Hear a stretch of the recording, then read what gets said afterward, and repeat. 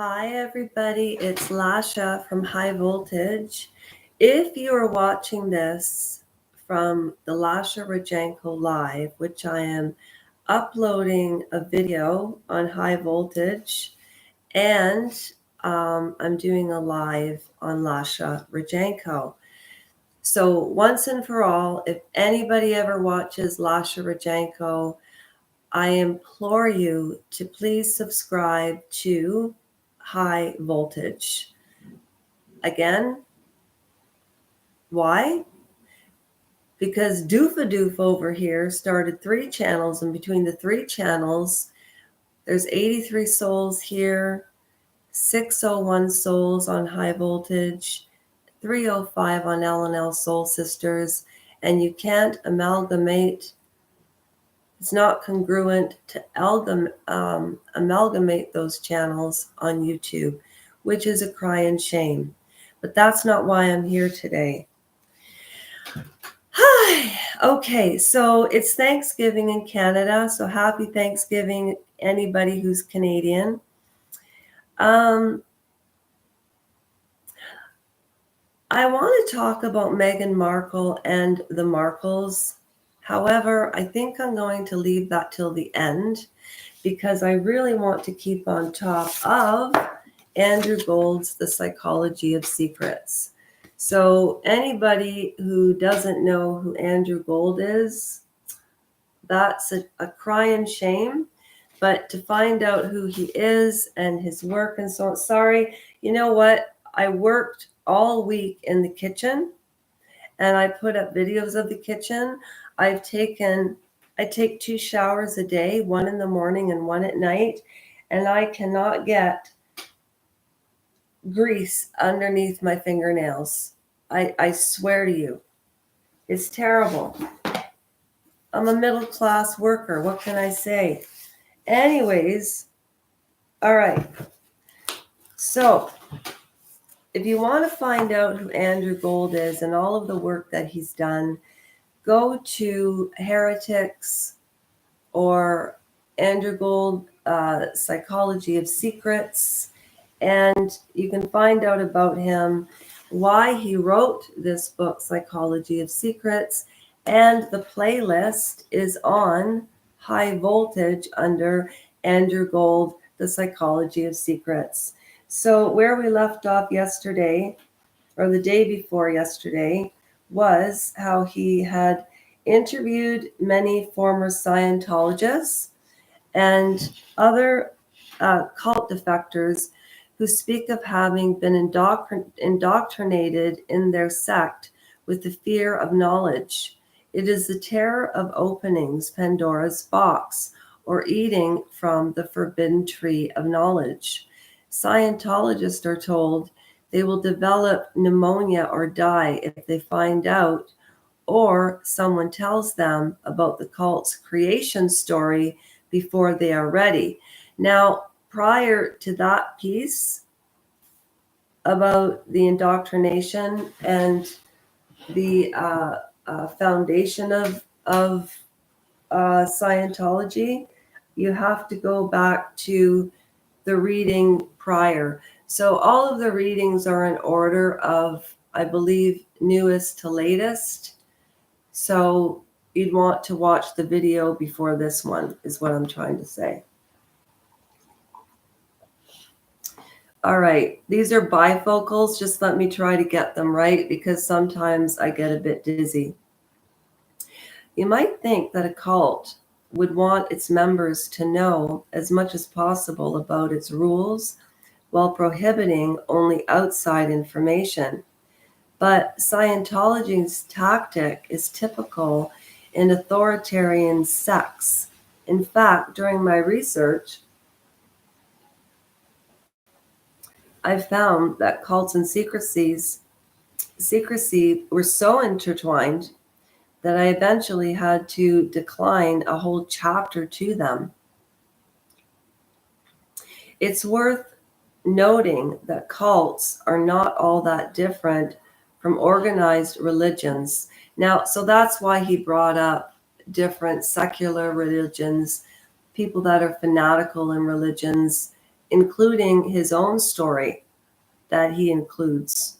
His own story that he includes. He included his own story of his experience being indoctrinated into a religion, and his wife now, and they stepped away from it.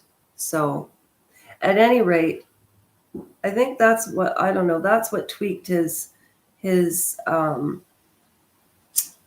journey, his curiosity into the road to hell, like Nexium and God's Gate, Scientology.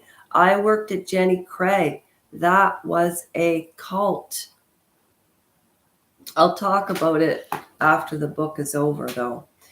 Okay, so it's worth noting that cults are not all that different from organized religions, at least with regards to what they demand of their followers. Cults are more likely than religions to have a sole, charismatic leader, as well as expensive tiers promising secret knowledge, but there is overlap. Julia Hart, that's with 2 A's, writes at length about how certain ultra-Orthodox communities, which you might classify as extreme religion rather than cult, prevent women from studying the Torah. Is the Torah different than the Quran? I'm asking, because I was going to read the Quran. I don't know. Anyway, she was ignorant of the context behind the strict rules to which she was forced to adhere. And for thousands of years, knowledge of the Bible was restricted to an elite few. Literacy, and therefore class and education, dictated where that knowledge fell, allowing those in the know to control the masses. Andrew Gold should have a sit down with Margaret Atwood. I'd love to see those two interviewed, because Margaret Atwood wrote that dystopian Handmaid's Tale in 1987. They started filming it around 2016. There's 5 seasons, and I don't know what happened to the 6. Anyways, much of the Aramaic religions teachings are freely available to most Westerners today, but most extreme sects continue to keep secret their doctrines from their own worshippers. This means that members are not only deprived of knowledge from the outside world, the worldly realm, as Jehovah's Witnesses call it, or the Wong world, according to Scientology terminology, but also from their own community. They're kept in darkness, programmed to bend and break to the will of the keepers of the knowledge. Okay, I'm stopping right there on this today. You know why? Because you know why? Oh, wait. Okay, no, I'm not. I'm going to read one more page because I wanted to tell you my story about, okay, just let me tell you this really quick. I was born Orthodox. I was baptized Greek Orthodox. I went to a Catholic school. I went to an Anglican church. And I remember when I went to Catholic school, we would have Mass, and there was a priest, and he was very, very overweight. He was bad. I'm sorry, but, no, I'm not sorry. Look, I was anorexic, and I had been overweight, and I was so fat. It was awful, and then, but that was in my early 20s, and then whatever. So this priest was talking about the 7 deadly sins, and one of them being greed, and how being overweight was a sin.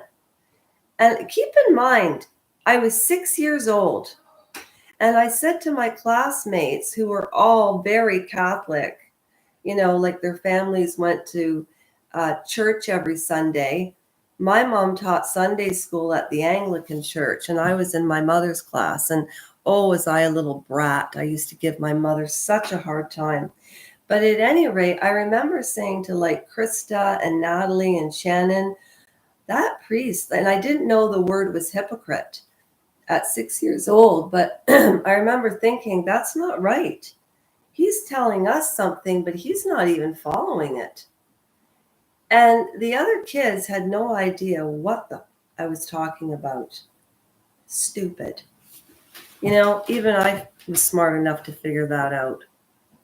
And people think I'm stupid. I think that's funny.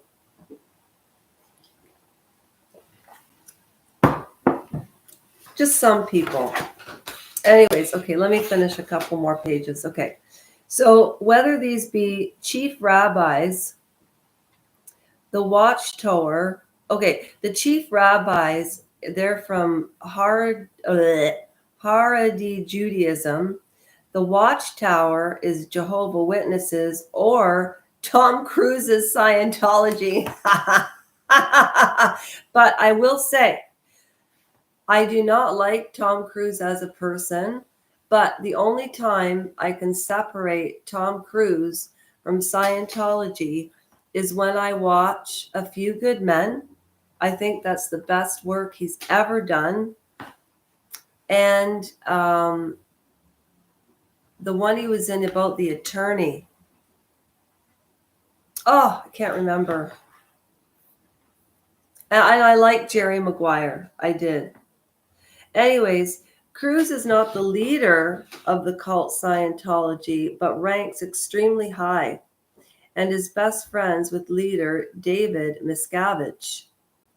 His image is essential to the survival and popularity of the cult. See, that's why Jenny Craig had Joe Behar, Monica Lewinsky, Christy Allen when she was with us as spokespeople. They want somebody famous to breed along their cult. So at any rate, the award was created especially for him so that no member can ever reach his heights. Anybody who's I've seen a few people, Emma, I've got to talk about the menopause. I'm reading Andrew Gould's Psychology of Secrets. The award was created especially for him so that no member can ever reach his heights. When asked about the belief system of Scientology, Cruise never gives answers, but instead speaks in riddles and insists we go find out.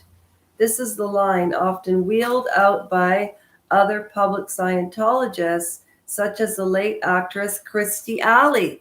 Yes, she was a Scientologist and a spokesperson for Jenny Craig. Besides contributing to the organization's mystique and power, they do this for two reasons. First, members are expected to pay thousands or hundreds of thousands of dollars to access each new level of Scientology information. That is ridiculous. What person would fall for this? I know all about indoctrination, trust me.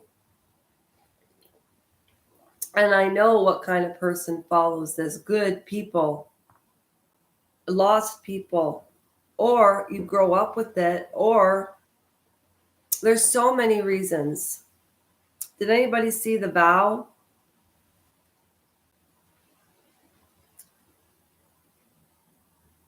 Okay. Besides contributing to, these levels are called operating thetans, OTs.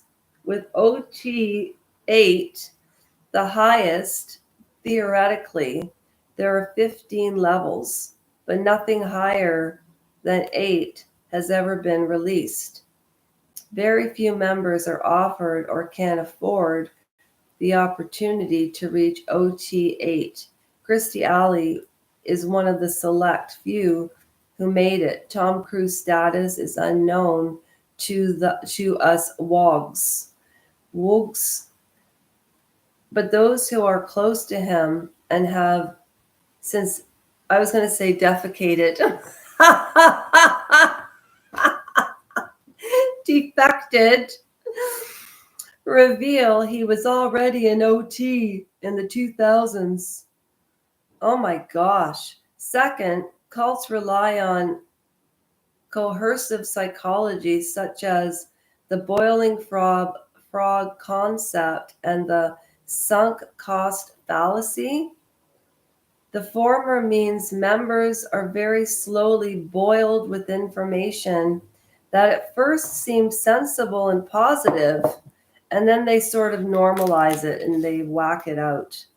Kind of like Lord Zoo from the start. They jump out like a frog from hot water. If done slowly enough, the cult member is indoctrinated. The frog is dead before he or she realizes what is happening. As for sunk costs, the cult relies on members being in so deep by the time they hear about the creation story that they feel they have no choice but to keep going. They can't face up to the fact that they have bankrupted their families and shunned their friends for nonsense created by science fiction writer R. Ron Hubbard. Now, I am leaving it there because if anybody's watched The Vow, I know so much about this already.